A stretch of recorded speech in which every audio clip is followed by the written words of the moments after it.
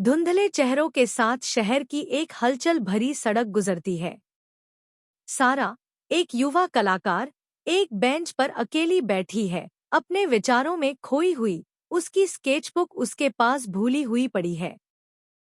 दीवारों पर जीवंत पेंटिंग्स से सजी एक खचाखच भरी आर्ट गैलरी।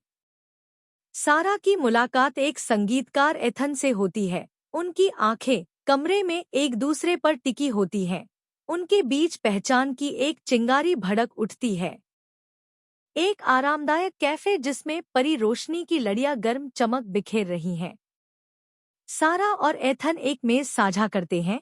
जब वे अपने जुनून के बारे में बात करते हैं तो उनके हाथ एक दूसरे को छूते हैं।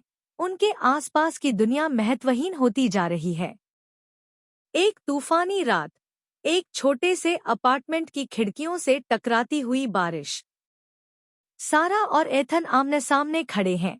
उनकी आवाजें गुस्से में ऊंची हैं। उनकी आंखों में आंसू चमक रहे हैं, क्योंकि वे उन मुद्दों का सामना कर रहे हैं जो उन्हें तोड़ रहे हैं।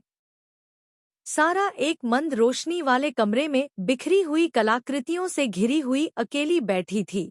उसका चेहरा उसके हाथों में दबा हुआ था और वह खोए हुए प्यार के दर्द से जूझ रही थी। उसका दिल टुकड़ों में बिखर गया था।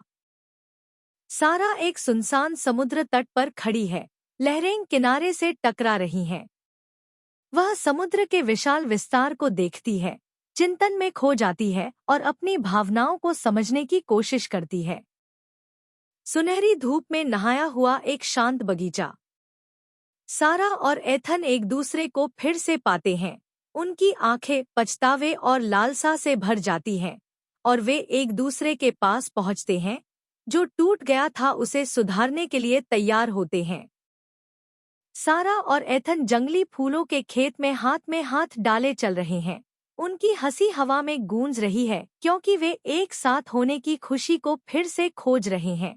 उनका प्यार पहले से कहीं अधिक मजबूत है।